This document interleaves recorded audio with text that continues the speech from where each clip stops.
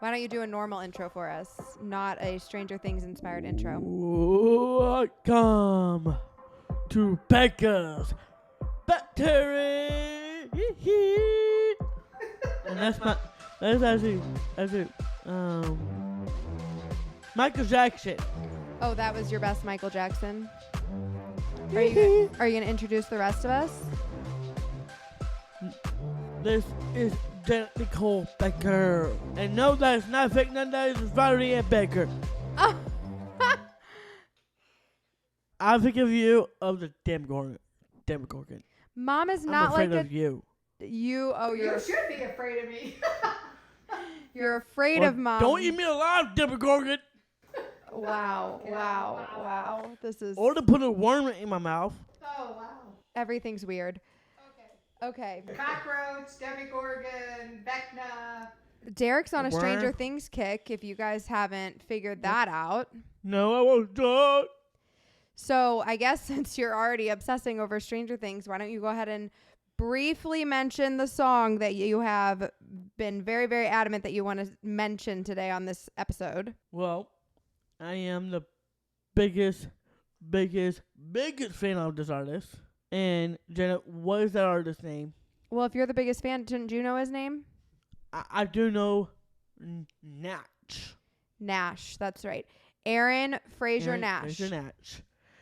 Aaron Fraser Nash to a crazy Stranger Things music is so lit, is so good. Every time we get in the car, Derek asks me to put on Stranger Things music. And this guy creates Stranger Things music, I guess. Aaron Fraser Nash. Yeah. Derek's current favorite song is 11 Sings a Song Part 3. And that's season 4. From season 4 of Stranger Things by Aaron Fraser Nash. I don't understand the obsession. I do like Stranger Things, but this is Derek's current obsession, and he was very adamant that we give that song a shout out today. There it is. Shout out. Do you want to play it? No, we will not be playing it. That is a copywriting issue, and it's illegal. But we've But I can't sing it too. Nobody wants to sing it. No. Wow. But this nice guy isn't that just 11?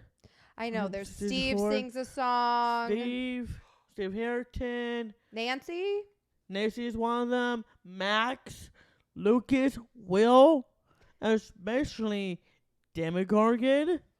That's me. No, Mom, don't claim that. You don't want to be a Demogorgon.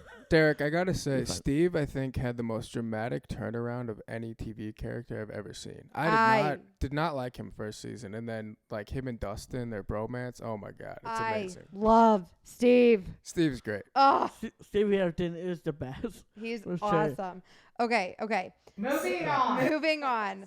So, Aaron Fraser Nash, 11 Sings a Song Part 3. Look it up. Derek's current favorite song. Absolutely. Okay, we're moving on. Today, we do not have our girl, Katie, because it is her first day as a teacher. Crazy. Very crazy. She met her students today. I am so excited. I can't wait to hear about it. Just let you know. Sorry to cut you off, Jen. Katie is a math teacher, and she's not to be a teacher of Vecna. Okay. Just let you know. Wow. We're really obsessing about Stranger Things today, aren't we? So, Katie, if you're watching this, we love you. And please don't join Vecna. I hope that Katie doesn't have any. Worse. I hope Katie doesn't have any students like Vecna. I hope all of her students are like Nancy. Me too. If she has a bunch of students in her class that are just like Nancy, she will have an easy breezy school year. That means nothing to me. You know? Well, I'm sure you can figure out what Nancy's like. Yeah, I've never seen it. Nancy's a great student. She works really hard. She wants her teachers to respect and love her. Let's never get Nancy's. And she beats up Demogorgons. Wow. So she's a badass. So this is like a Rhea Ripley in like student schoolgirl form. I don't know. Probably. This is getting really weird. So Katie's not here, but we are hoping to have her on our next episode so that we can talk about her first week of teaching and see how that has gone for her and get a report back from her. But she is not currently here with us in this room, but she is going to be on this episode because we have a very quick intro for you. And then we are getting into an interview that Katie and I recorded last week with Kiki Southard. Oh, yeah. Speaking of Kiki Southard, tell me a little about Kiki Southard. What she's like and how she's doing with her live and her teaching live. Tell me a little about Kiki and please don't tell me that Kiki is joining Vecna. Kiki, I don't think that Kiki will be joining Vecna, but Kiki was a teacher. She is no longer a teacher, but she started creating content as a teacher, and she really got big on TikTok when she started making videos about her oh crap moments in teaching. And she would tell these stories about something a student said to her or something that happened in her classroom. And she just would do a great job telling these stories. And they were very relatable videos. And we have been following her for a long time on TikTok and Instagram.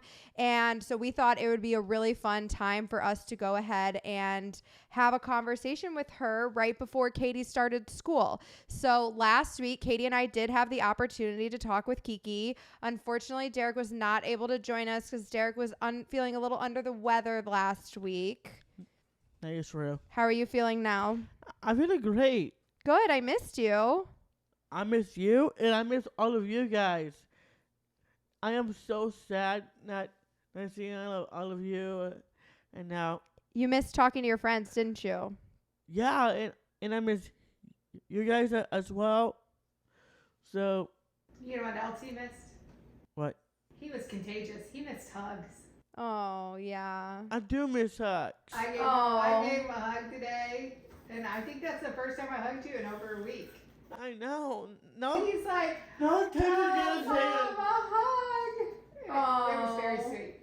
I missed your hugs too. But Katie and I had a really great conversation with Kiki. I think you guys are all going to really enjoy it. I think she is just wonderful. I love the messages that she shared with us. And I'm excited for you guys to get into it and to hear our conversation with her. So without further ado, would you like to introduce Kiki Southard?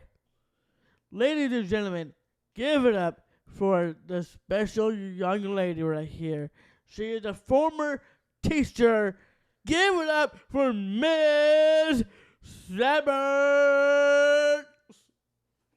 Kiki Southard. Kiki Southard. Welcome to the podcast. Miss Southard. Oh, my Lord. Okay. Love ya. Miss Southard, if you're watching this, you're my favorite now.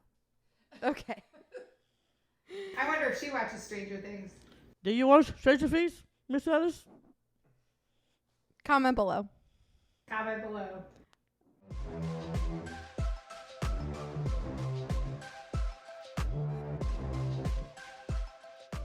Okay, well, today we are very excited to have Kiki Southard joining us.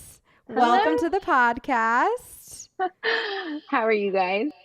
We are doing well. As you may notice, if you are watching us on YouTube, we do not have Derek with us on this interview today. Unfortunately, Derek is not feeling well today, and we already had this interview scheduled with Kiki.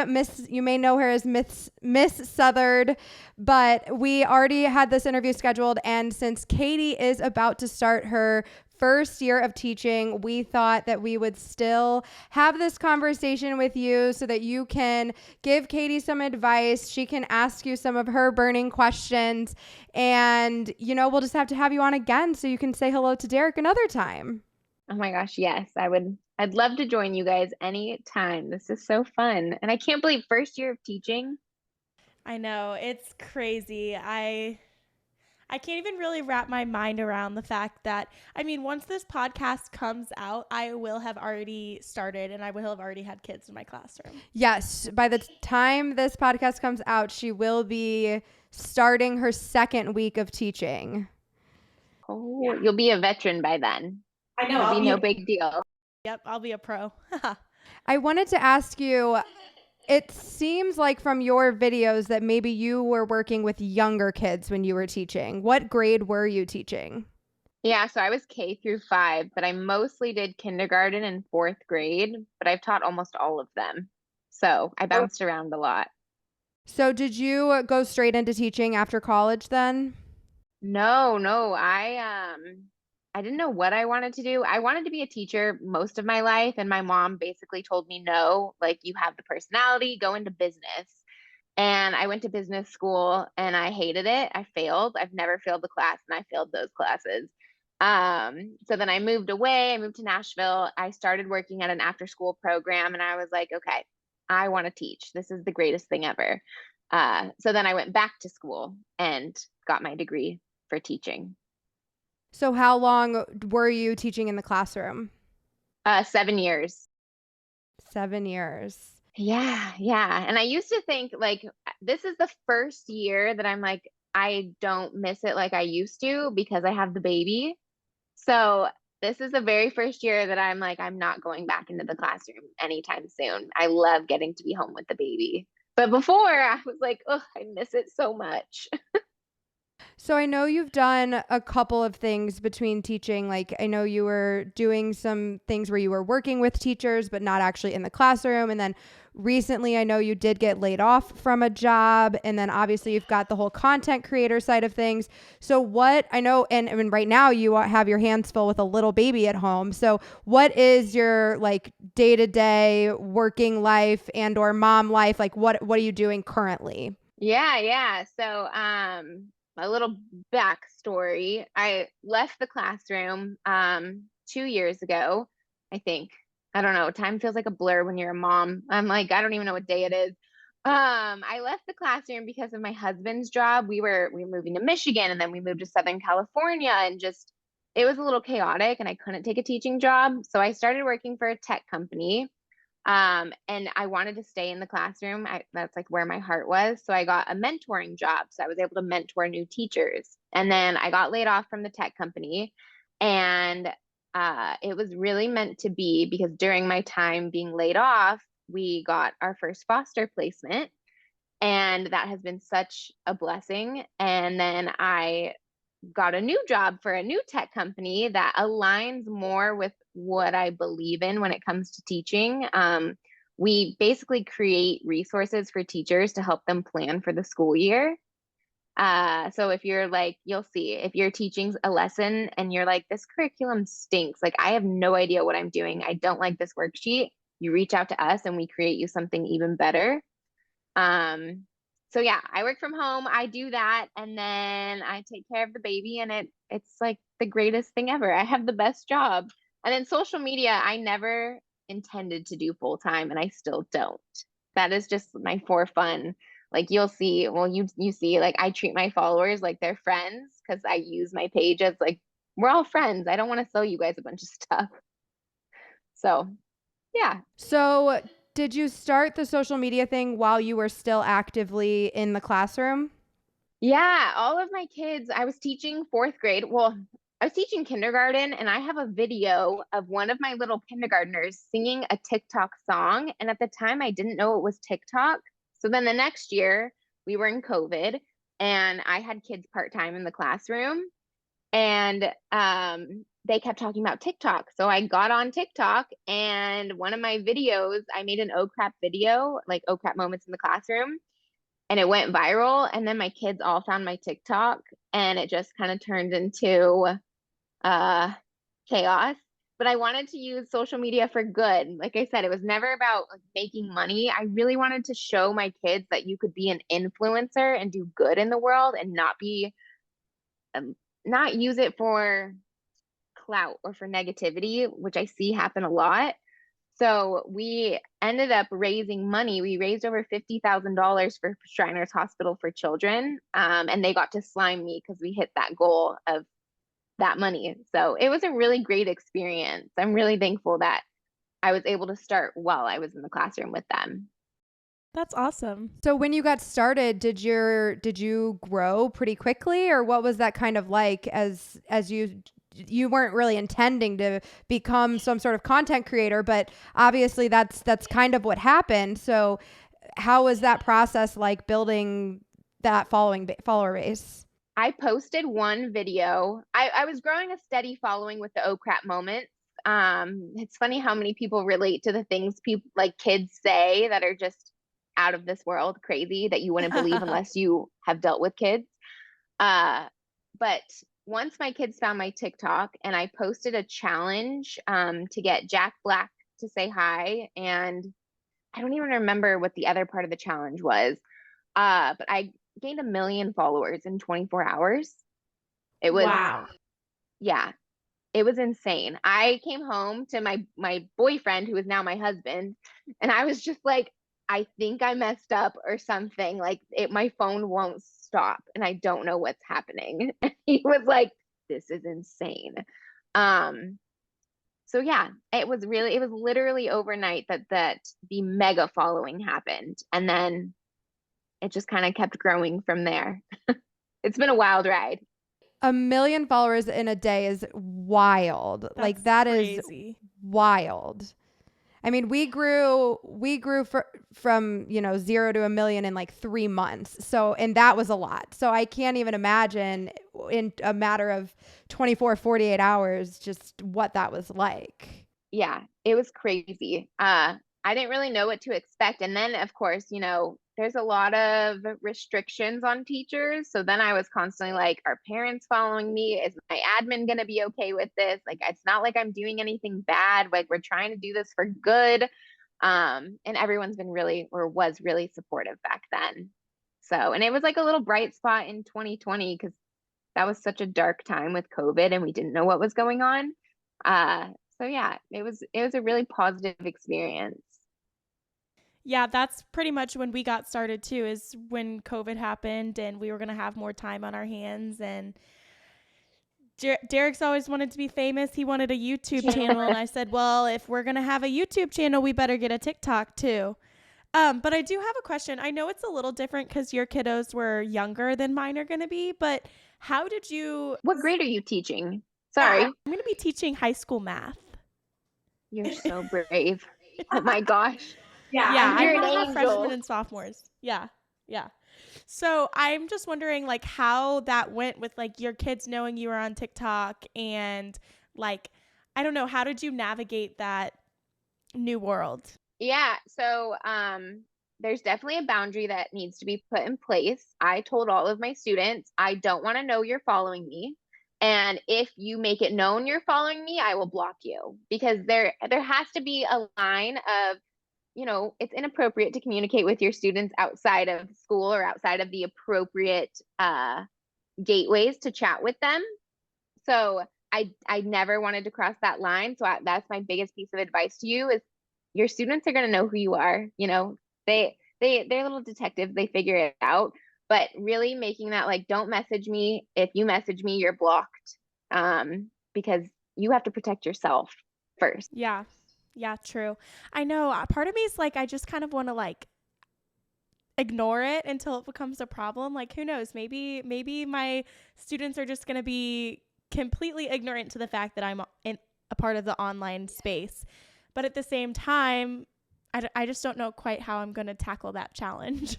Yeah, I never bring it up first. Like I let students ask me first, like, are you that TikTok teacher? And then I say yes. So yeah, you'll know what to do. Just make sure you're protecting yourself. Yeah. I think it's a little different for us too, since it is more like Derek and I are the ones doing the posting, especially now that she's going to be teaching full time. Like she's not going to be, she'll be in the videos sometimes, of course, but she's by no means the focal point of Baker Banter's stuff that we're putting out in the content we're putting out. And really Derek is the focal point, and that, so I think there is a little bit of a difference because we're not openly talking regularly about your experiences and your oh crap moments in teaching. You know, we might start talking about it on the podcast a little bit more, but I think like up until this point, we've tried to be very careful. Like we haven't said where she's going to be teaching, and we don't plan to say where. Like I've told her I don't think it's a great idea for her to post photos of the name of her school, and she is going to be teaching softball too. So teaching softball, coaching softball. But I just told her, I think, you know, if we need to utilize our editor to like blur a shirt so she can post a picture, things like that, like I think it's better to be safe than sorry. And of course your students will probably figure it out, but I think we'll just kind of have to navigate that on a local community basis and less of a, like, I just don't think it's a good idea for us as a family to go out of our way to say where she's going to be every day and who she's going to be with and all that kind of stuff. Totally. Yeah. You know, keep it to her high level experiences that she can share in that sort of thing. It was kind of funny though, because we were talking about utilizing our editor, and like part of the school name, like the last part is Ville. And so I was like, we were talking about, oh, we can just have him edit it to say Whoville. Yeah. You can totally make that like part of the shtick, you know? Like I call my husband Honey because I don't want anyone to know his name. Like you can definitely do that and just make it that. It's easier to talk in conversation when you have nicknames for things instead of just omitting it completely. Because you'll see, teaching's going to consume your first year, like consume you for your first year. You'll eat, sleep, and breathe teaching because it's fun and exciting, and it should be. So yeah, think of fun nicknames to be able to talk about it. Maybe we'll just start calling it Whoville from now I like on. Whoville. I think Whoville's nice. That's fun. And then maybe we could have our Rusty make a little Whoville logo. And just whenever you're wearing a t-shirt from your high school, we'll just put the logo over it instead that says Whoville with a different logo, like completely different. That'd be kind of fun. But okay, you brought up your husband, and this is different from, you know, the teaching conversation, the TikTok conversation, but I have in common with you the fact that my partner, he's my boyfriend, but he is very much removed off of social media too. I do post photos of him, like in a group setting or just the two of us on my personal Instagram, but it is his preference that he is not in TikTok videos. He's not in our vlogs. He's certainly not going to come sit down with us and have a long form conversation on our podcast. Like, we are very much opposites attract in that regard. He doesn't even have social media. No, he has Snapchat and that's it. And he rarely uses it now. Honestly, he watches TikToks because he sees them on Reddit. He does not have TikTok. He sees TikToks on Reddit. So funny. I just wanted to talk to you about how you and your husband decided to, you know, make that choice to call him Honey. And was that, you know, something that you made right at the very beginning, or that you kind of like transitioned into once you did have this big following, or like what was kind of the thought process behind doing that and making that decision as a couple? Mm-hmm. Yeah. In the beginning, before I hit 1 million followers, he would because I would go live. It was really exciting and fun in the beginning, like social media and TikTok. It was new. So I would go live, and sometimes he'd walk in the back of my live or come say hi. I never say his first name anyways. Like if I do, he's like, why are you saying that? That's not my name. My name's Honey to you, or Babe, you know? So once I started getting recognized in public and I say that like that happens all the time. It happens sometimes, like I'd say once a week, but not a lot. And once I'm trying to think of the kindest way to put this. Social media doesn't have boundaries. So I would get DMs like, I figured out where you work, or this information's public, or I saw you here. Like once I started seeing that, a lot of the people I've met are really great on social media, but not everyone. I started keeping my personal life a lot more to myself. And my husband doesn't really use social media. He loves seeing the videos I post, but like he did not choose to have 1 million people, 2 million people know his name and know him. And I want to be really respectful of that. And it keeps our relationship so much more genuine, I think. Like something funny happens and my first instinct is not to film it. It's to like be in that moment. And I wanted to keep that. And I mean, you guys know, like people can twist anything that you post. And I would never want them to see something from him and be like, wow, why did he say it that way when he's not even online to defend himself?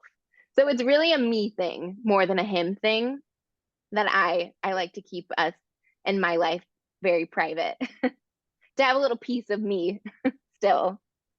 Yeah, totally. I appreciate that. I think for me, like our family, we have chosen to put ourselves out there, and Chris is, you know, an extension of our family, but he's not.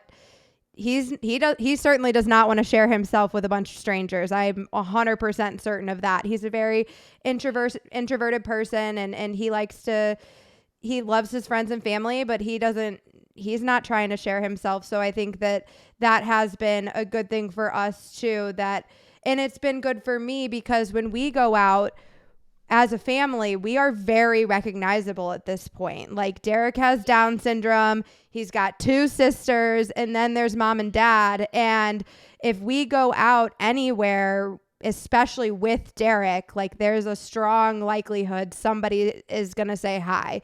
But if I go out with just my boyfriend, it's not the same. And when we still have our normal life, I don't get recognized rarely ever by myself without being with the rest of the family or with Derek. So I do feel like that part of my life, my personal life, is still remains intact and remains the same as what it was, you know, 3.5 years ago, before we started putting ourselves out there.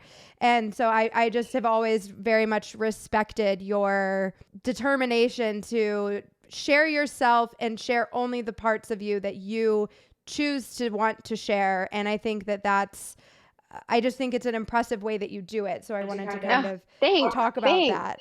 I saw, I can't remember who said it, but I heard once that was like, don't share with the internet something that they have the power to take your happy away. Like if you're sharing something, you have to be okay with people saying negative things.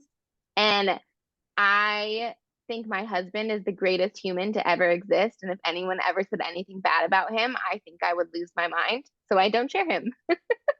Yeah, that was like one of our biggest problems at the beginning, especially with mom.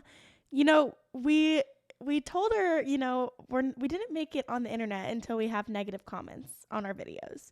Right. But mom really struggled with taking those negative comments to heart at the very beginning. And it was something that we all kind of had to get used to, of like, just don't read them. Or if you do, just know that like that person is not in a good place if they're behind their like phone screen or computer commenting negative things about you. 100%. Negative comments say more about the commenter than about you, always. Exactly. Yeah. Absolutely. But it was old definitely enough an to adjustment. Understand that, you know, like 14, 15-year-olds that are influencers.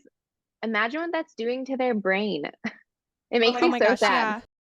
And it's like, it's easy to say that, you know, these people, like, they don't have power over me. But at the same time, I mean, I would be lying if I said that no comments have ever gotten under my skin. I mean, the amount of comments that have been just about like our outward appearance and our weight, or like, oh my God, that younger sister's so freaking annoying, like blah, blah, blah. Like, it's just like, yes, sometimes those things will get to me, but I just have to like hold on to the fact that like I know my worth, and I know that the people who surround me that I know and love all, you know, support me. And this person only sees these tiny glimpses of our life.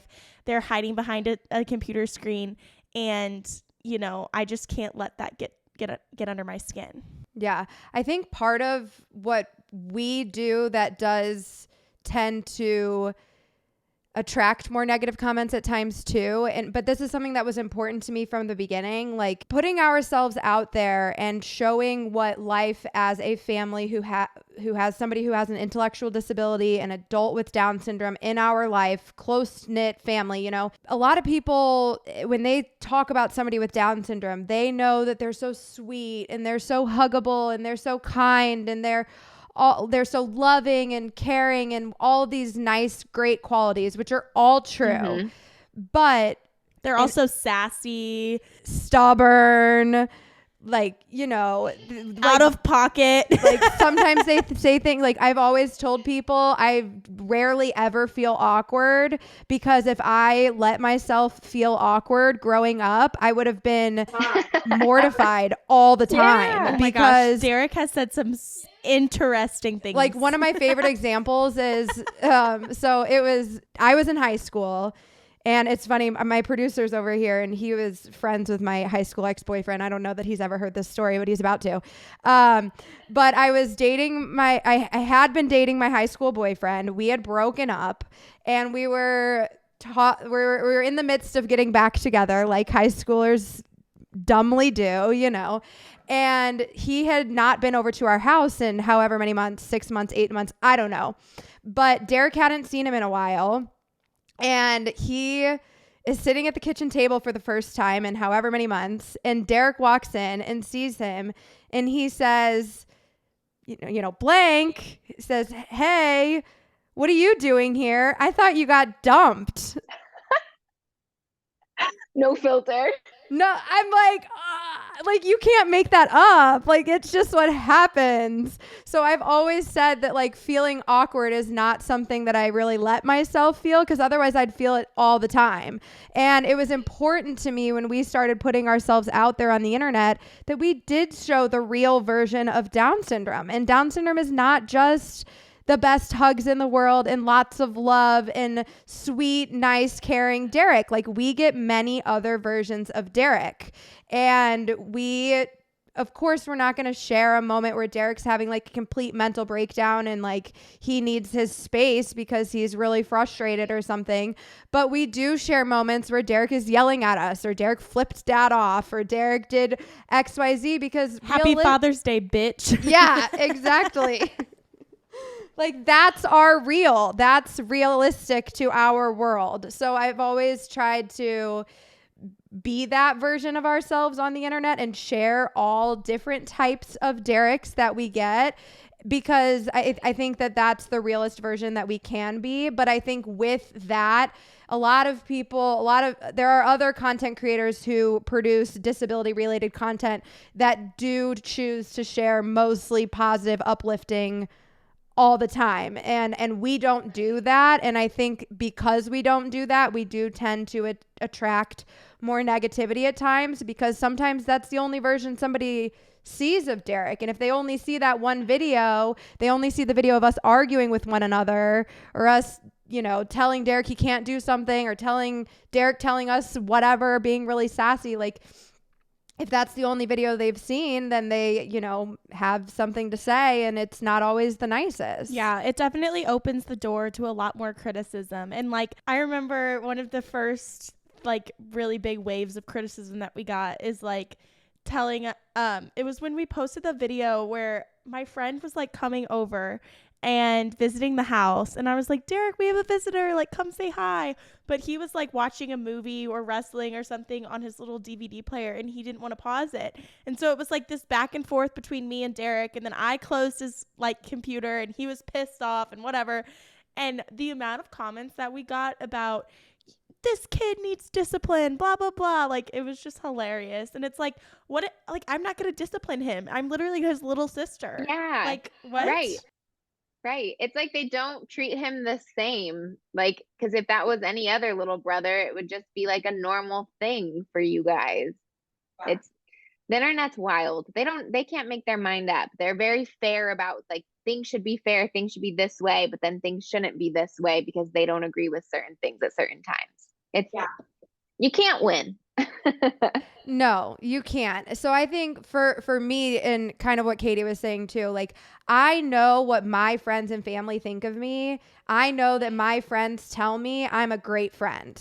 I know that my family loves me and they think I'm a good person, and that those are the things that matter. Like, I don't really give a shit what XYZ user 7573452 I don't care what they think about me, because they don't know me. They know what I share, but they don't, that's the only thing they know. Or, sorry, the amount of people that like comment about us exploiting Derek, when in all reality, Derek is out here living his absolute best life. Like, there's not, I can't think of a version of this world where Derek's happier than the version that we're in right now. Right. And so, but we know that Derek's living his best life. Our family and friends know that Derek is happy and content and just excited to be doing what we're doing. So especially those type of comments, I'm like, you're so clueless. You just don't understand. And yeah. And you have to let them be clueless. It's not worth your energy to try to prove them wrong. I will say I do snap back sometimes. Okay, we got Ellis over here raising his hand. What do you got?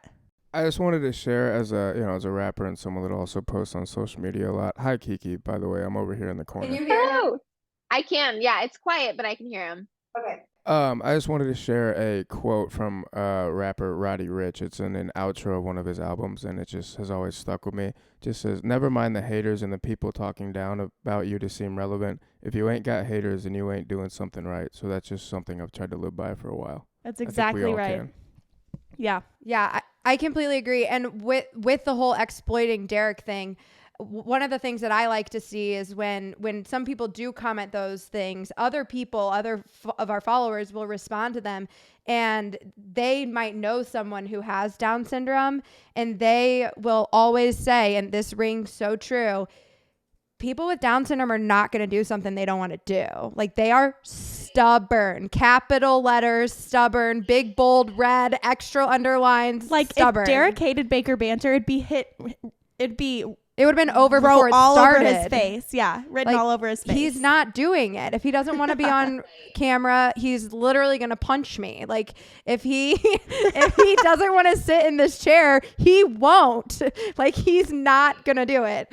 So, okay, enough about us. I want to ask you, I know you are now kind of switched over into this foster mom life, and I'm sure that's got to be a big transition for you. This is still your first foster baby that you are currently homing. Like, what does that look like? How long does that last? Do you know any of those things yet? Yeah. I know, to be candid, I know a lot more than I share on the internet. And I'll keep it that way. I have a really hard time that I've been struggling with other people knowing the baby's life before the baby is aware of their life. Like, that is a really weird concept to me. I don't believe children should be on the internet in the first place. I know some accounts that are like, well, my 5-year-old says it's okay. And I'm like, your 5-year-old has no idea that millions of people from around the world have access to them. Like, there's no way they can comprehend that. So yes, I know a lot of those questions. I just choose not to share. Life has been so chaotic and so great. This experience of fostering is harder than I ever thought it would be. My husband and I went into fostering to be emergency placements. We thought at most we'd have kiddos for a couple weeks while they found family. And that is not how this placement has been. And it has just been such an experience. And I'm very careful with what I post, because I don't want to glorify fostering, and I don't want to encourage people to foster to if they want to adopt. I really want to encourage people to foster to reunify and be a supportive place for families. But yeah, it's just been the wildest experience. And now my content has shifted, and I don't even know what my content is right now. If it's mom content, teacher content, dog content, like, I just post what I want. Yeah, well, I think people are attracted to you and your energy and just your positive way of looking at life. So I think whatever you're going through, the people who are still around and that are here to know what's going on in your life, like it doesn't matter what it is. They're just happy to hear your perspective and how you're dealing with those things. So what just from like a you perspective, like how did you know that being a foster mom was something that you were okay, like gonna be okay to do? How did you know that? I mean, obviously you don't know how saying goodbye is gonna be yet, but like how did you mentally prepare for putting yourself into that position? Yeah. So you take a lot of classes that don't prepare you for anything. It's a lot like teaching, you know, they try to prepare you and nothing prepares you. My husband and I really go into it as we're taking this day by day and we're going to love Bear as much as we can for the time we have.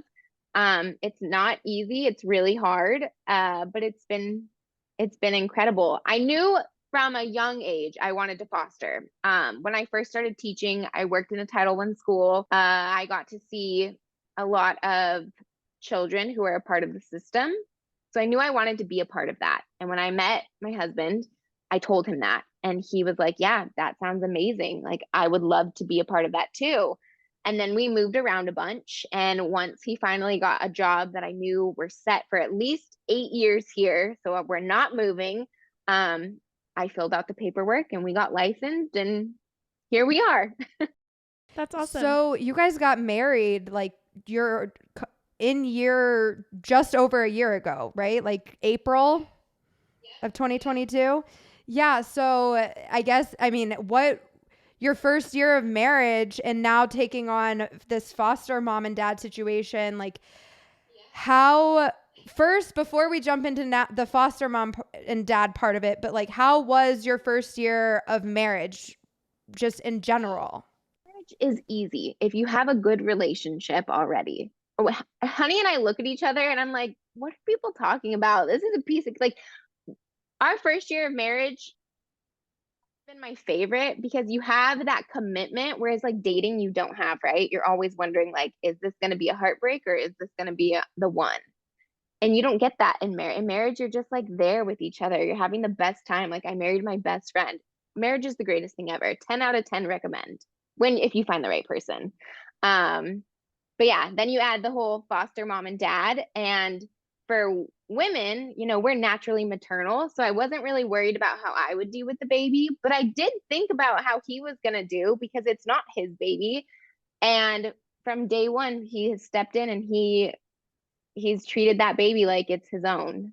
So it makes me love him even more, like a man to love a kid that isn't his. It's just incredible to watch. It makes me cry. So beautiful. That is beautiful. I think that's wonderful. So my boyfriend and I are coming up on 5 years of dating. I don't know if you, I know. So I don't know if you saw. We're waiting. I know. I did make a video recently yeah. That was not, I was a little embarrassed by that, but it was too funny not to post. So I posted it anyways. But as someone who hopes to be in the wedding planning process very soon, what kind of advice do you have for me as far as wedding planning and like maybe some things that you did do that you think you could have done without, or some things that you didn't do that you wish you would have done? Like, I would love to know some of those little tips and tricks. Piece of advice is this is going to sound so messed up. No one actually cares. And that sounds terrible. No one's going to remember what color your napkins were. No one's going to remember your bridesmaids' dresses. No one is going to remember that the DJ messed up a song. Literally no one. They're going to remember that they had fun. They're going to remember how great you looked and the love that they felt. And that's it.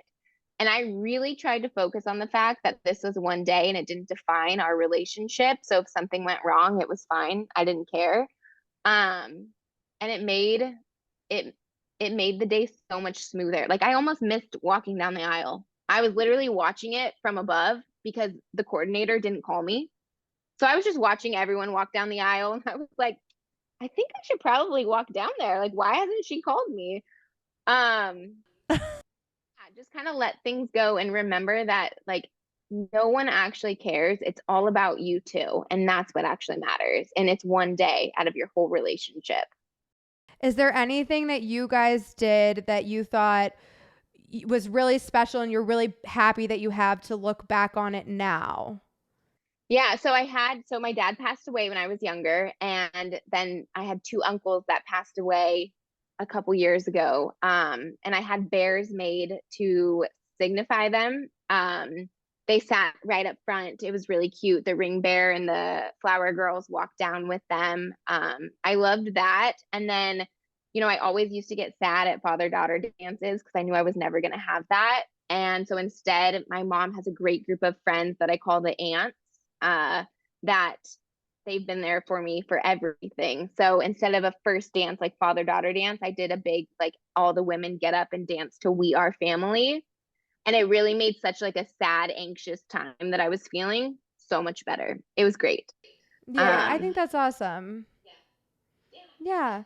I know you, speaking of your dad and shifting away from the whole marriage topic, I know you had a book that your dad wrote it, but you were working on publishing it. What will you tell us about that? Illustrations. Or you did the illustrations? Yeah. So when I was 5, my dad was a numerologist, which not to be confused with an astrologist. He would take your birthday and your name, and they all have value, like number values. He'd add them up. There were it was a whole thing. If you don't know what numerology is, go look it up. It's incredible, but it tells a lot about who you are and how you thrive.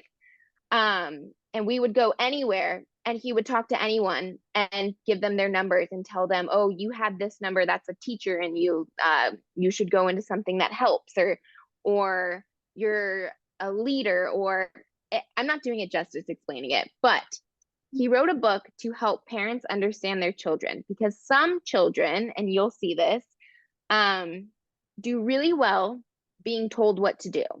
They thrive in structure.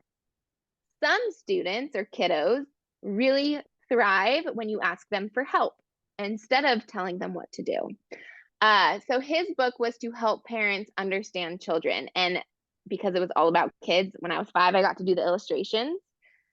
So since he had passed away, the book had been pulled off, and there wasn't a digital copy anymore. So my mom actually went in and re-uploaded it and shared it to Amazon. And I thought that I promoted the link. This is a mom fail.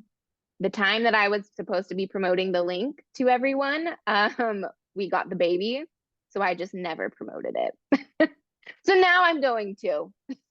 That's okay. Yeah. I will say, I saw just like a little snippet of some of the illustrations, and although you were 5, you did better than I could do right now as a 22-year-old. I have My no skills creative. stopped then. I still don't like that. Must have been all the practice with the crayons and markers at a young age, and then you stop using them, you stop learning, you stop knowing how to make pretty pictures. So I did ask a couple of my teacher friends if they had any questions for you. And one of my friends recently, she had been teaching and she is now transitioning out. She is still going to be working with teachers, and I don't know all the details of what she's going to be doing, but she just wanted to know, she said that she thinks a lot of teachers want to know how people like you, like, what was the process of deciding to leave teaching, and like how and why did you decide to do that, and when you decided that was like the right time for you? Yeah. So like I said, I didn't really have a choice. My situation's a little different because my husband's job moved us to Michigan. And I thought we were going to move to Michigan, live in a town, I'll find a teaching job there, my credential will transfer, it'll be great. We were moving every 6 weeks to towns all over Michigan, like basically living in a trailer. And I realized quickly I wasn't going to be able to teach. My biggest piece of advice is go on LinkedIn, and there is, I can't even remember his name. I'll think of his name. There's a guy that posts ed tech jobs, and they look for teachers to hire. But work on your resume, get on LinkedIn, and just start applying to jobs and let people say no to you if that's the case, but apply anyways. Even if you feel like you don't qualify, apply. And I would start applying now.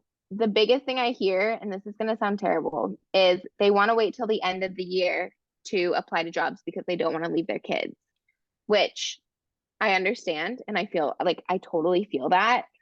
But if you're feeling burnt out, your kids aren't going to benefit from you being burnt out in the classroom anyways. So start applying now, because you're going to feel this pit of like rush come May or June, because you only have till August to find a job.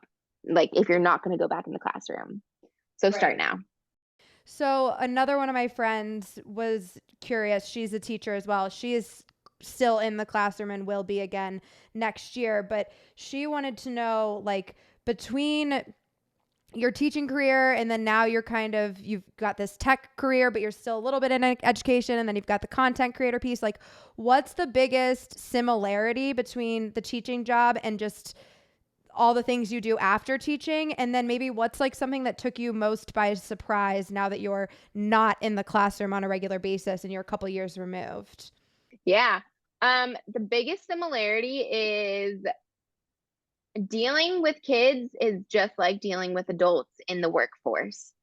Like the way I approach things, or project management, like you will see a lot of your skills in teaching and talking to children pair very well when you leave the classroom and you go into the workforce. It's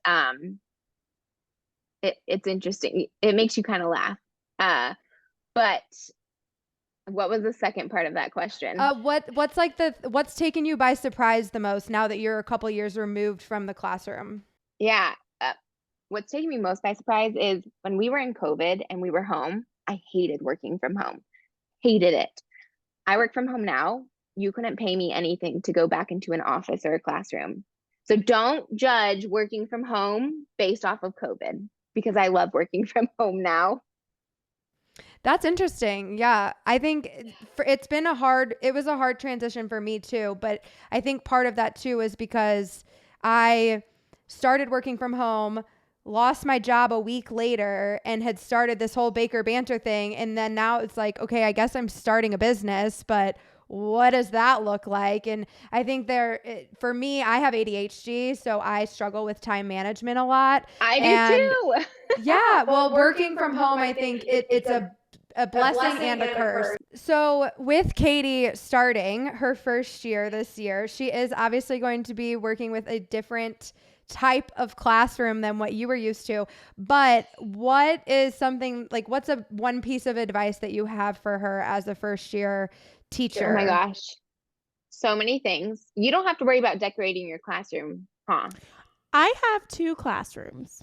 So I'm actually I have to travel. So the school I'm working at it has such a large population of students and not enough space for everything. And so I am happy because we're still able to have, small class sizes and smaller and like plan time and stuff. So I'd rather have to be traveling between 2 classrooms than have like classes of 35 kids or something like that. But yeah, I'm in 2 different classrooms. So no, I'm not really worried about decorating. I mean, I have some things, but it's not as much of an emphasis at the high school level. That's for sure. Good. I was going to say, don't do that. There's a lot of wasted money on that. No, my biggest piece of advice, I think a lot of teachers are afraid of the parents. And the biggest thing I learned is parents are just as afraid of you. Like a lot of the chip on their shoulder is because they're nervous about talking to the teacher. Be honest with them. Do you guys have back to school night in high school? Like meet the teacher? We have an open house later this week that I'll be at. Yeah, that's nerve-wracking, but you can tell them that. Be honest with them. And try to remember that you guys are all on the same team. Like you want the best for the student. And anytime I had a parent that escalated situations, I would always try to de-escalate by telling them, I get you're frustrated, but we're on the same team. So let's figure this out together. Yeah. And lean on your admin. If you don't have a good admin, find a new school. Because my admin does seem really great. So that's one thing that I'm excited about. I think my biggest fear going into this. I did have a pretty challenging time during my student teaching with classroom management. Oh, yeah. And I am going to be teaching a similar demographic of students in both schools that I did, both the school that I did my student teaching and now where I'll be at. I'm teaching like the slowed down Algebra 1. So it's like, instead of having my kids come to me every other day for 90 minutes, my kids are coming to me every single day for 90 minutes to get through Algebra 1. Yeah. So, that'll help with the relationship. Yeah. Yeah. Oh, I So know. And seeing that's them, something that you're fine about. Is that's 90 minutes every single day that I have to build relationships, get to know my students, how they learn best, what they can, like, how I can best benefit them. But at the same time, I'm trying not to hold on to this because it's a completely different school. It's completely different students, completely different environment. But I had such a hard time in my student teaching. Like, I cried so much.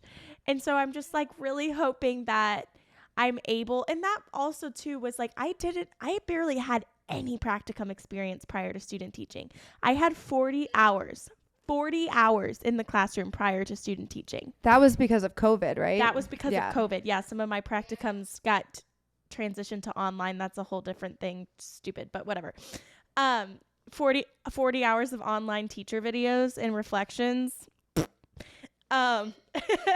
But so and I'd barely been in the classroom, so I didn't have the confidence going into student teaching that I needed to start, those expectations and stick to them. So I'm hoping with, just understanding that more, starting at my new school, I'll even have a leg up, I'm sure, for my student teaching. But yeah, like, do you have any tips when it comes to classroom management or de-escalation strategies or anything? I mean, it's definitely different because you have big kids, and fourth graders were as big as my kids got, for the most part. I think the biggest thing is to remind them that you're human too, and really humanize yourself, because you guys remember being in high school, like, my teachers did not have a life outside of being in the classroom, like, they lived at school. That made sense. So yeah, humanizing yourself. And my biggest classroom management tool is don't talk over them. If they're going to be rude and they're going to talk, just sit there in silence. It's their wasted time. Those are like my two biggest things. Humanize yourself and don't try to shout over them. They'll never respect you if you're shouting over them. I know. And well, that was part of my problem with my student teaching, is I was talking over them, and it like took a toll literally on my voice. Like, I was losing my voice by the end of the week every single week. And so that's like one thing that I've been trying to definitely make sure that I'm able to do differently. I was thinking about having some sort of like audible cue that didn't come from my voice. So like maybe like clapping twice to get their attention, and like making that a classroom norm. Like, if I clap twice, that means like, or maybe doing like a 5, 4, 3, 2, 1. I just don't know. It's crazy to me that I'm going to have kids in a week from tomorrow. Maybe you should people's elbow your desk for shock effect. RKO out of nowhere to the kids. But it's just like, it's so crazy to me that I'm going to have kids a week from tomorrow, and I still feel like I'm absolutely clueless. You can also include them in that. At the first day of school, you guys are getting to know each other. Have them choose a callback that they want. Like, my kids, they chose the Arby's song. So I'd say Arby's, and then they'd say, "We have the meat." And then they would be quiet. Like, they got to choose that. So have them decide, make them a part of the classroom community and a part of how the classroom is going to work. And then they'll feel more included and less like you're a dictator.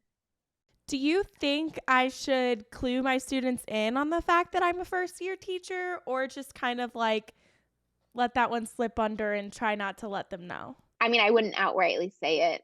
They can smell fear. Don't say it. That's what people keep saying. Like, don't tell them. I keep getting told don't smile till Thanksgiving.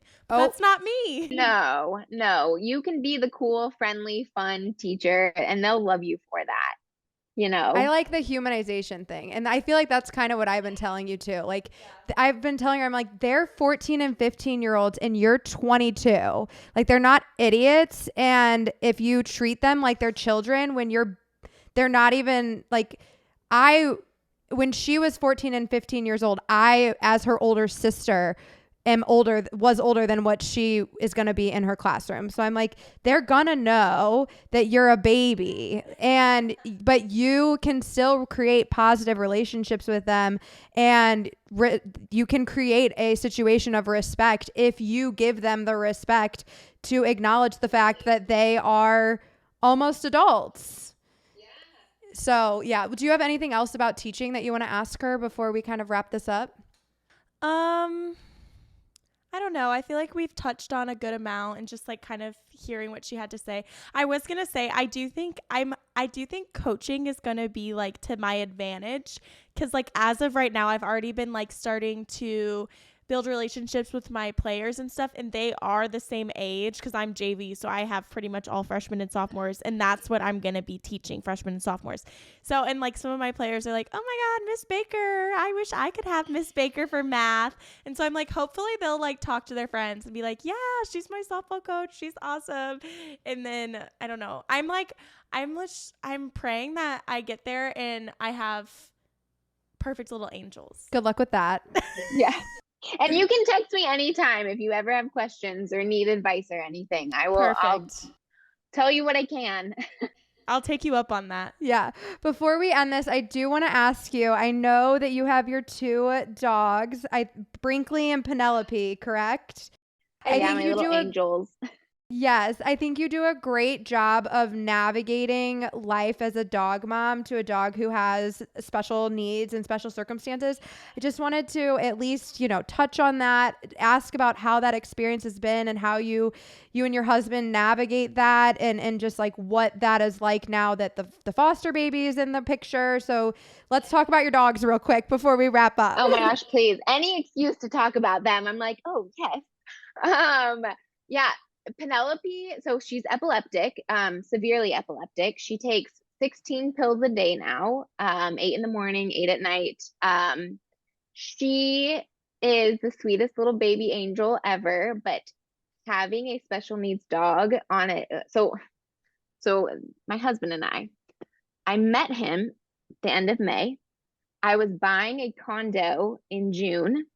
That condo fell through. It didn't work out.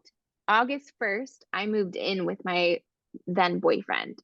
So, and I'd never lived with a guy before. And my sweet mother was like, what are you doing? You don't even know him. I'm like, I know, but he's the one. It's fine. So then good thing you were October, right. I know, crazy. I do not condone that. Don't move in with a stranger, guys. Anyone listening. It worked out for me, but it was, yeah. Anywho. So October, I'm like, I want a puppy. Like we're living in like the honeymoon stage of our relationship. Like I want a puppy. So I got Brinkley. He was the wildest, best pup ever. When I got him from the breeder that I got him from, he knew how to open cabinets and shred cereal boxes. Like he did that while I was there. And I was like, oh, I want you. Like you're my dog. And then I wanted him to have a friend. So I found Penelope in a garage. We think she's inbred because she's had so many issues. She had to have eye surgery. She has reproductive issues, just epilepsy, all kinds of things. And the first 6 months, I think, was probably the hardest time in mine and my husband's relationship of having her because, she's up every 2 to 3 hours when she's in an episode because she paces because she's uncomfortable or her brain is misfiring. You have to be home at a certain time to give her pills. She can't miss that. It so many things, the stress, the worry that you think this little puppy's gonna die because she's seizing on the floor and foaming from the mouth. It definitely brought us closer together, but it made us have to communicate a lot more, which now I think is such a positive because now we have a baby and it's a piece of cake because we've already done this with Penelope.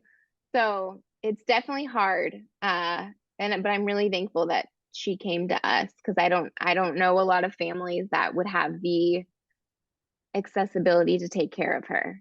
Yeah, well, she's so lucky to have you guys to love her and to care for her in such an awesome way. And just, I don't know, Thanks. that's just... So what are I know a lot of people struggle to get their dogs to take pills. So with her taking that many a day, what are your tips?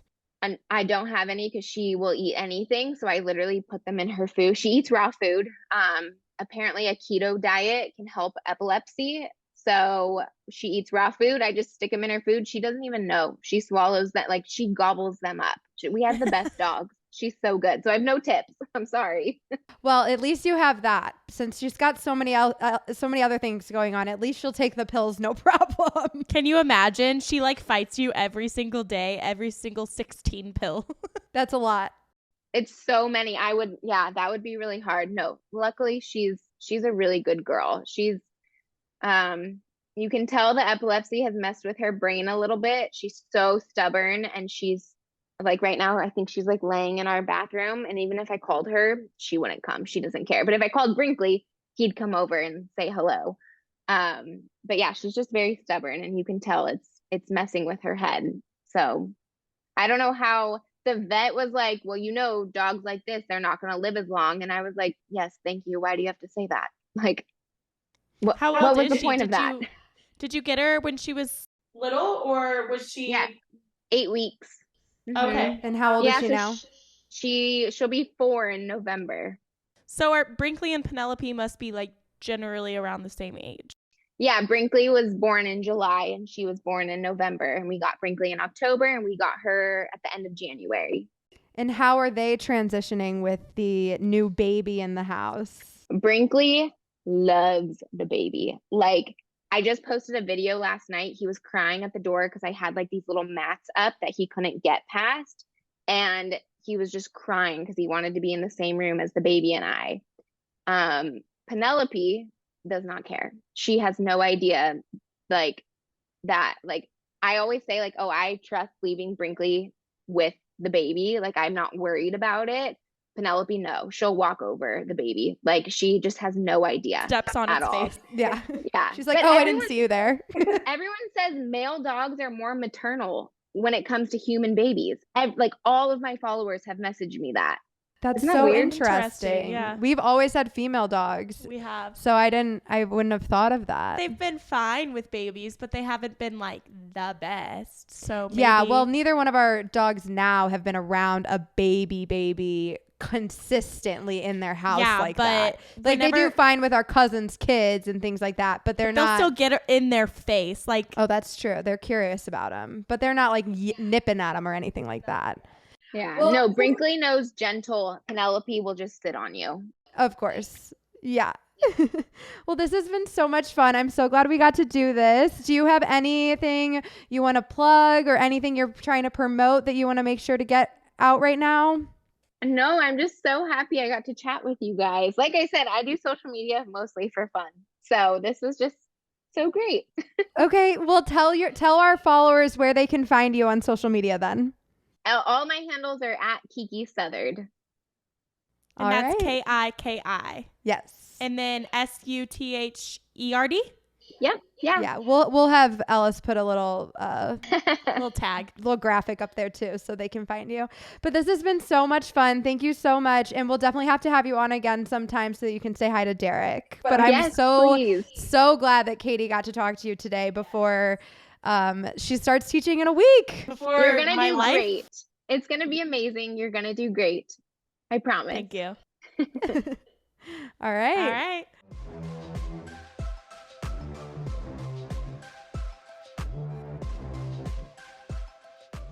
It is time for Wrestling Wrap Up.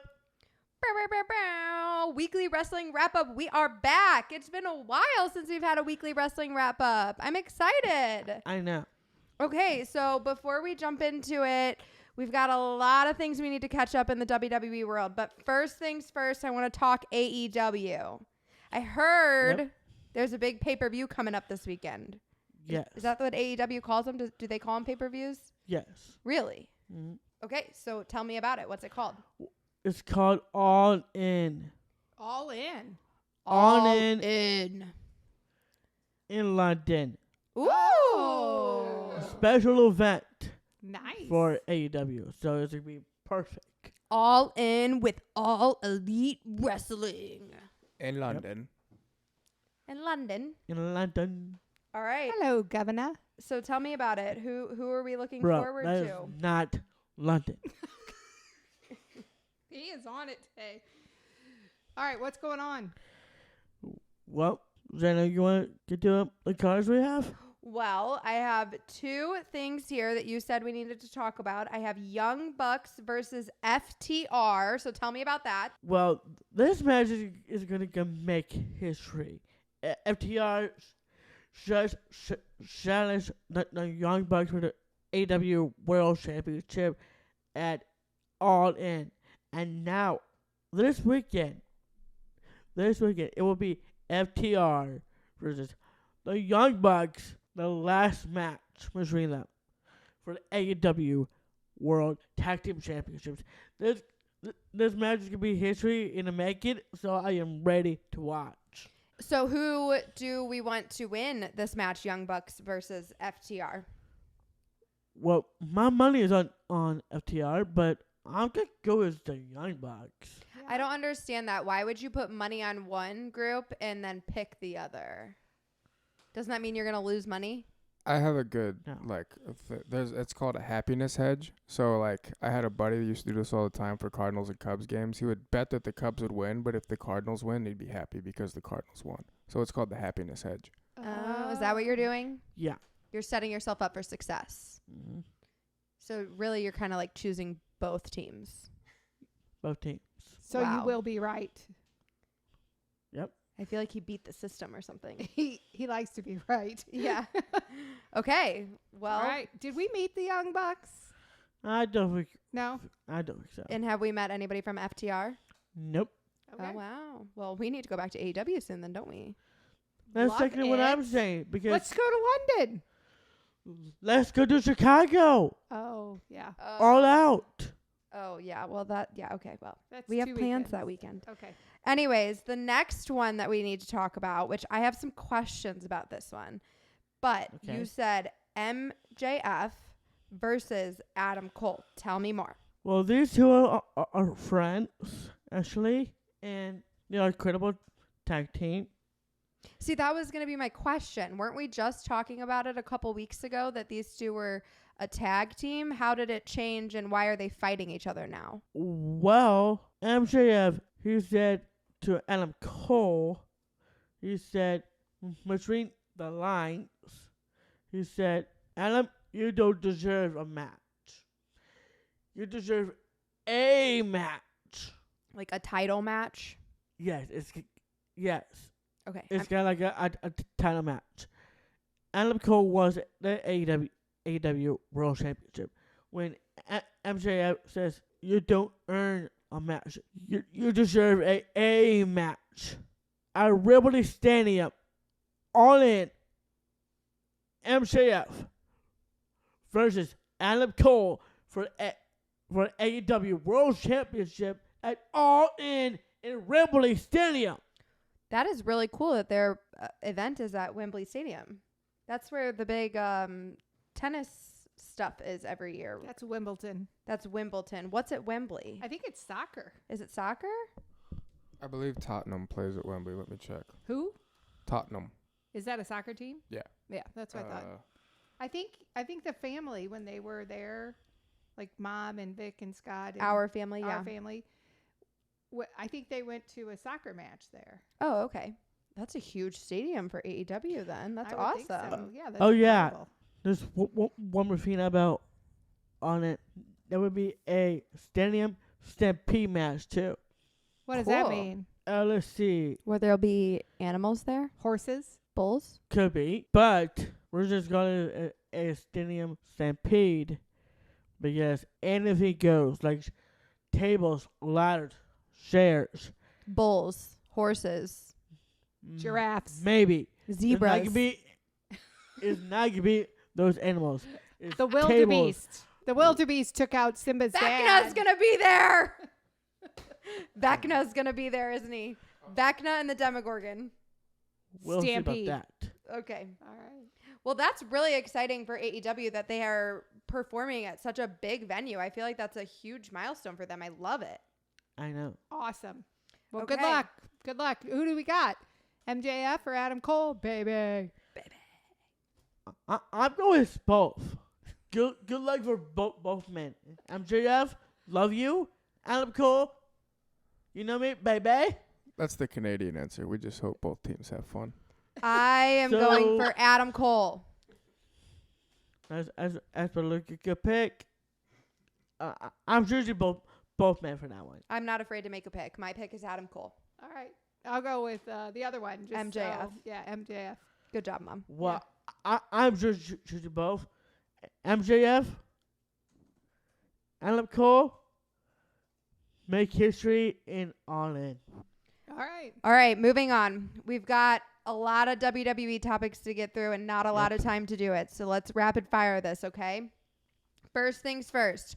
Rey Mysterio, new United States champion. Yes. Way to that go, didn't Ray. happen. Do you know who he beat? Yeah, he beat Austin Theory, right? Yes. Point for Valerie. And reason of Rey Mysterio's win. Oh!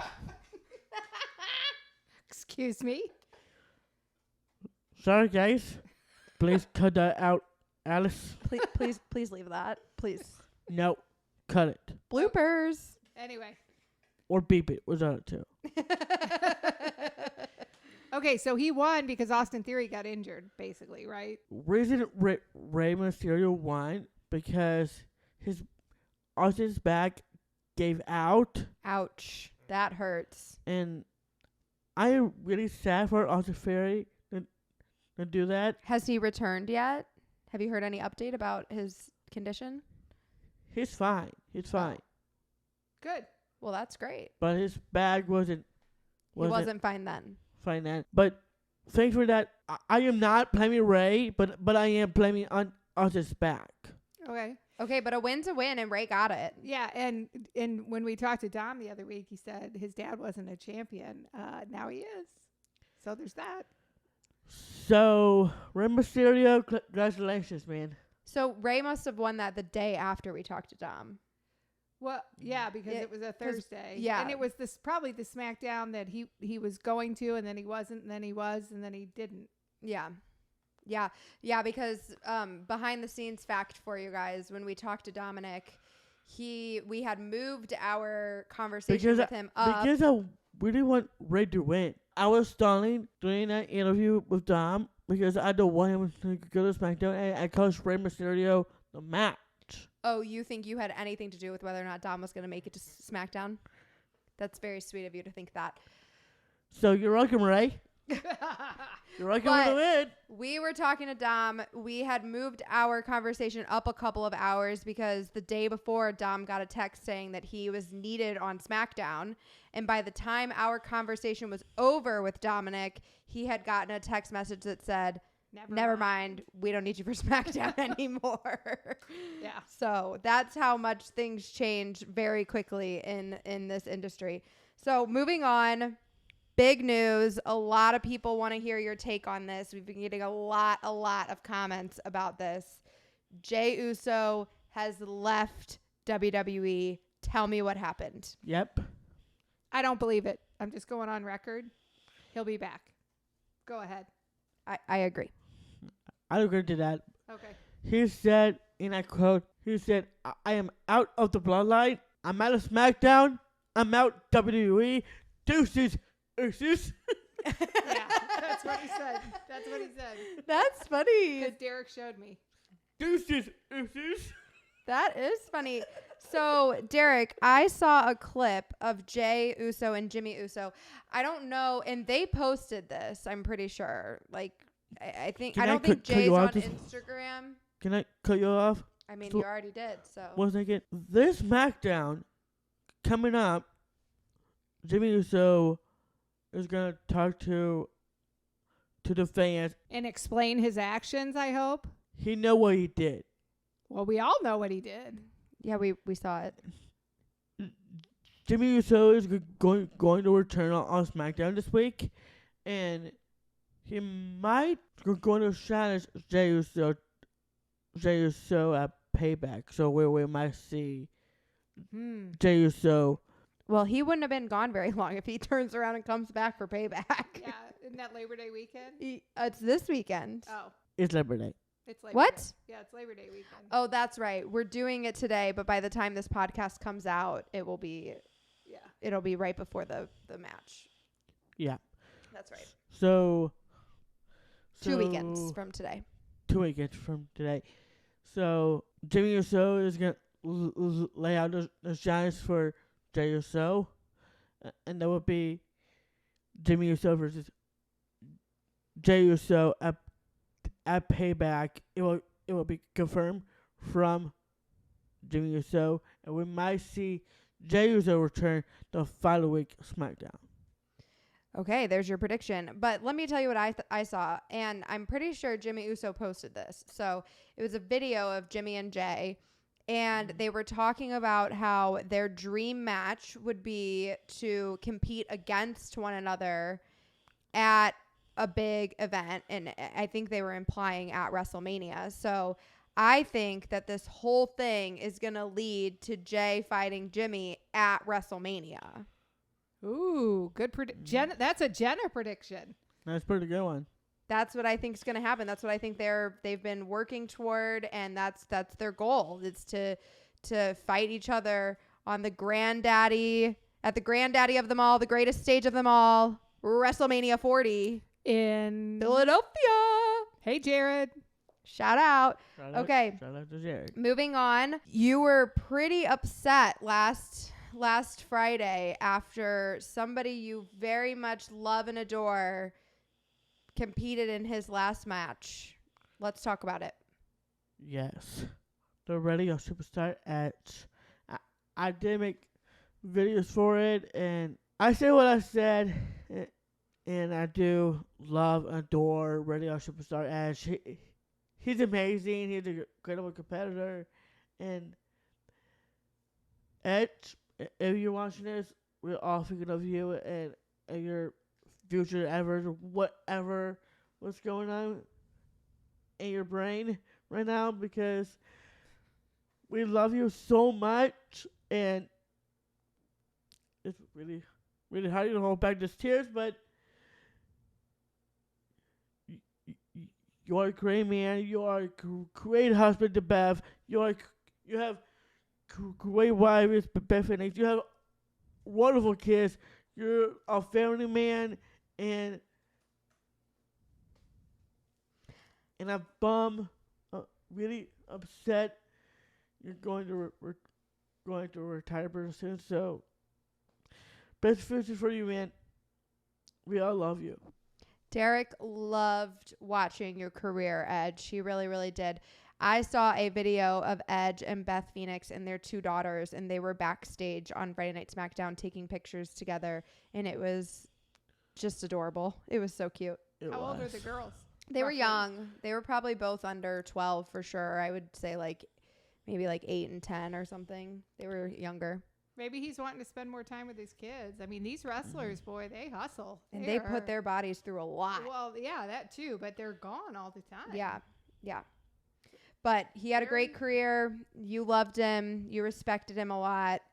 And in my 2 fair matches in Edge, it's going to be Edge versus Seth Rollins at Crown Jewel in 2021. Hell in a Cell match. Also, day 1 as well. Edge versus The Miz. That's a good one as well. Plus, his whole damn career is on pay-per-view. we saw the Edge and Beth Phoenix versus Miz and Maurice. Yeah, we did. At my very first Royal WWE Rumble. event, Royal Rumble 2022. That was a good match. I think that's the first and only time I've ever seen in person. He showed up at SummerSlam. Well, what I was gonna say, in that's the Nashville, only didn't time he? I've seen He did. man and a woman with yeah. fight a man and a woman. Yeah. Man and women that pump me up. Mixed tag, is that what they're called? Mixed tag team? Yeah. Yeah. That's the word I'm looking for. But he showed up with Dom and Ray and helped them out a little bit. Well, when at Dom SummerSlam in originally Nashville. turned, It was all about Edge. it was all about Edge. Yeah, when because Dom. Ray chose to partner with Edge instead of Dom. Yep, and then Dom joined was the Judgment Day, Not happy. and here we are. Happy. Okay, so you have a couple of rumors that have been circulating that you would like to talk Yes. about Damian Priest. Let's move on to that. Well, Debbie Priest is ready to get out of the Judgment Day. Really? You think it's Damian's going to leave? Yeah, Damian Priest, because he's the one having problems with Finn Balor. Yeah, I'm thinking Finn's going to leave. No, it's not Finn. All right. Well, Mom's allowed to have a different opinion than you. It's not Finn. Okay, well, Mom has a different opinion. It's Damian Priest. Damian Priest, they won the money in the bank. Damian and Finn are having problems because when Damian Priest won the money in the bank in London, O2 Arena, it caused you problems with Finn Balor not getting the World Heavyweight Championship and Money in the Bank. Let's say if you want to have it at SummerSlam, it's down to this. You know what I think part of the problem is? What? They both want to be on top. Well, not only that, but twice now. I've seen Finn Balor lose a match because somebody's bashed his head in with Damian's briefcase. It happened yeah. right? And then this just last night, Monday Night Raw, Finn was fighting Cody, and Damian threw the case into the ring for Finn, and it went through Finn's legs, and Cody caught it and smashed Finn in the head and pinned him 1, 2, 3. So that Money in the Bank suitcase or briefcase has caused lots of problems between Damian and Finn, and twice I've seen, and I don't watch that much when we're not there, but twice I've seen him lose because of that briefcase.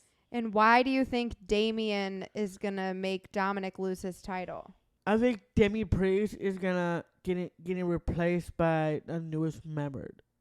Jey Uso? It's not Jey Uso. No, that guy that showed up last night. Bingo. J.D. McDonough. There you go. That's Finn's buddy.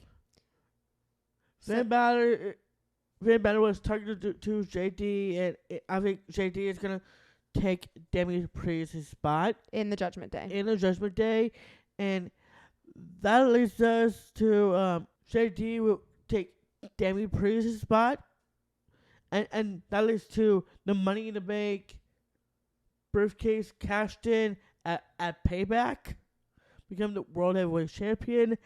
Right after that, So you think Damian's going to use the Money in the Bank to cash in so that Damian can become the World Heavyweight Champion? Is that what you're saying? yeah. Okay, just making sure. Right after that, during NXT Premier Live event, and that is NXT No Mercy, which is coming up pretty sooner. It will be Dominic Mysterio versus Mustafa Ali for the NXT North American Championship. And it looks like Damian Priest will cost Dominic his title at NXT No Mercy. So there's your prediction. That's what you think is going to happen? And that's like what's going to happen at NXT No Mercy. Damian Priest, Dragon Lee, and Lara Ferreira. Okay. Okay, so All three of them will cost Dominic his title. well, that would suck for Dom. I hope that doesn't happen. Yeah. Especially It's going to happen. Do that, Priest. Oh, wow. Same to you, Dragon Lee, and Lara Ferreira. And speaking of them, Lara and Lee are facing Dominic and Rhea tonight. So I am Team Dragon Lee and Lara Ferreira. Okay, well, I'm team Dominic Mysterio. Ditto. Team Dom. Oh, So we don't see about that. Dragon, Lara, I have one job for you. Dragon Lee, I'm going to service you. Kick Dominic's ass. Oh, and Lara, kick Mommy's ass. Yeah, Lyra's going to get her ass handed yeah, to her. that's for Mommy's sure. tough. I've got no Anyway. doubt in Lara Rhea. Ferreira is more tough. Okay. So, Okay. Ain't nobody tougher than Rhea. her wheelies, she's a badass. She demolish Timothy Stratton at NXT Battleground. She lost it that night, but She demolished somebody, but she lost. even though Laura Fakira is a badass, she's my favorite. Laura Fakira, you're the badass in my book because you're no Rhea Ripley. Everyone will fear Laura Fakira and Mommy Rhea Ripley. If you're watching this, look out because you better fear Laura Fakira. That's absurd. And she gotta kick your ass. You better hope Dom doesn't show Rhea. Yeah, you better hope. This crazy talk. Okay. So- Let's go, Laura Fakira. Absurd. Anyways, somebody returned last night on Monday Night Raw. Who was it? Mr. KO, Kevin Owens. Love that. And you have Welcome back to Kev. Hi, Kev. Welcome back, Kevin. You have a 2024 Royal Rumble match prediction you would like to share? Yes. The American Nightmare, Cody Rhodes, teaming up with Jey Uso versus Jimmy Uso and Solo Sikoa at the Royal Rumble. That Wow. would be so cool. I know. It's going to be fun. You heard it here first. I am Team Cody and Team Jey. Absolutely. Cody and Jey. Okay, that is Derek's prediction for Royal Rumble. Let's hope that comes true. Now, real quick, last thing, we're going to run through the Payback match card. By the time this episode comes out, it will be almost time for the next WWE Premier Live event, Payback, which Yep. is in Philadelphia? Question mark? It's not in Philadelphia. Oh. It's in Pittsburgh. Pittsburgh. Oh, right. Wrong, Close. wrong Pennsylvania city. We have Becky Lynch versus Trish Stratus in a steel cage match. Who's it going to Yep. be? I am Team Trish Stratus for sure. Okay, love it. Because Trish Stratus had to make Becky Lynch life living hell. And I love it. Okay. And we have Rhea Ripley versus Raquel Rodriguez for the WWE Women's World Championship. Yep. Go Raquel. That's absurd. Go Rhea. Really? Go Raquel. Ugh, I got to go Rhea all the way. Raquel, you're the badass. She And I don't is. care She what is the a Rhea Ripley badass, is. but I don't think she's going to. And welcome Rhea. back too, by the way. Yeah, Raquel Rodriguez is a badass. I'm not saying that, but Rhea Ripley is a batter ass. Yeah. Mhm. A batter Badass. Yeah. Okay, and last one, Seth Rollins versus Shinsuke Nakamura World Heavyweight Championship. Who's it going to be? I think it could be Shinsuke, but I'm gonna go with Rollins because Shinsuke did whisper and say his ear. What did he say? He said, "How was your back?" And his back was really injured. Seth Rollins' back was injured? Yes. But you think it's better now? So are you going Shinsuke Nakamura or are you going Seth Rollins? It could be either or for this one. Either or. Okay. I'm going to go Seth freaking Rollins. Not as a good pick. I mean Yep. that could be the case. My pick is Rollins as well. But if that back is come in play, I'm picking Priest. Oh. Damian Priest. Okay. A little money in the so- bank cash in action. Okay. Yep. Just like a SummerSlam.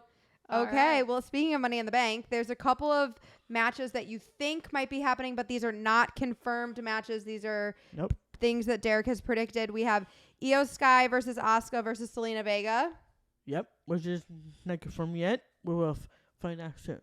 Okay, and if that happens, who is your choice? Oh, come on, EO. Eyo. Okay, I was just making sure. Duh. And then this one is really wild to me. This is not confirmed. This is a Derek prediction. Gunther versus Chad Gable for the Intercontinental Championship. That happened last night. That did happen last night. What? What happened though? But Shaq Gable won a countdown victory. I saw that on social media. So Chad Gable is now the Intercontinental Champion. But he did not won a title. So last night they fought each other, but it wasn't the title match. It was in a title match. Shaq Gable won. But because he won by a countdown, he doesn't win the title. No. Okay. Still Intercontinental Champion. Gunter. Okay. So you think they might have a rematch? Isn't that what he does? You did it wrong. No, it's like the and then the arms go behind the back. Whatever. Yeah. You know, we There's don't not a lot have, of we don't space have here. enough room for the hand motions right now. Okay, so that happened last night, but Gunther's still the Intercontinental Championship Champion. Yeah. Okay. So you think there's going to be a rematch at Payback? Yes. Go Chad Gable! Go Chad Gable for sure. By the way, this is how it goes. And I would do it right here.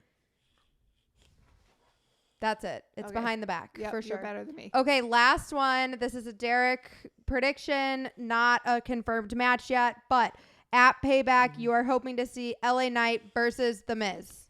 Go L.A. Knight. Let's hit it again. 3, 2, 1. Yeah! Oh, good job, Mom. I didn't know what we were saying, so I didn't say anything. But I want The Miz to win anyways, so. I love The Miz. Yeah, I'm totally on Team Miz. I don't know why with the Miz, but I do love the Miz, but You were just calling LA Knight a coward like a month ago. L.A. Knight Is a coward. were. Paper champion. Confirmed. We do have the receipts. Yeah.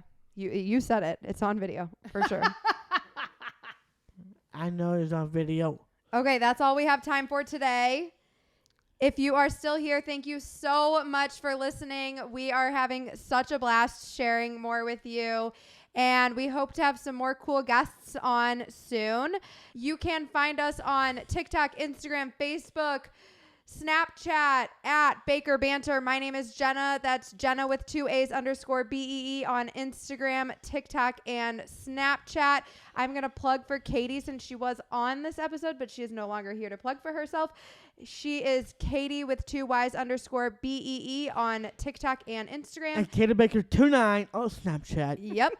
And Mom. Baker Banner Mom on TikTok and Instagram. And producer Ellis. Ellis Hella Cool. We had a little bit of a name change, but that's ELLIS HELLACOOL because I'm hella cool. He is hella cool. So thank you He guys is so hella much cool. for being here. Can I do one more plug? Thank you, Kiki Southard. We had a blast talking to you. And Derek, wrap it up. Thank you. Well, first of all, we do have incredible topics today. And let's not forget, I'm going to go ahead. I'm like this guy. He is Aaron Fraser Nash. Thank you. Aaron Fraser Nash on YouTube, Facebook, Spotify. Go look up. Okay, I don't know that he's Fraser actually. Nash I don't know that he's on actually on this. Spotify, YouTube. Go subscribe to him. He got awesome music. Got Stranger Things, horror movies, and also other movies. I'm sorry to him. Go check it out. So, and also Stranger Things. So, have a what Hopper is going to say? What's What's Hopper gonna say? Going to say? Oh, what would Hopper say? I don't know. Have a great day. He'd probably say something more like stern than that, but I'm not coming up with it right now. But we have to do him. But I can't do Wills. Thank you to listen to Baker's Bantering. See you next week. And as well. Okay.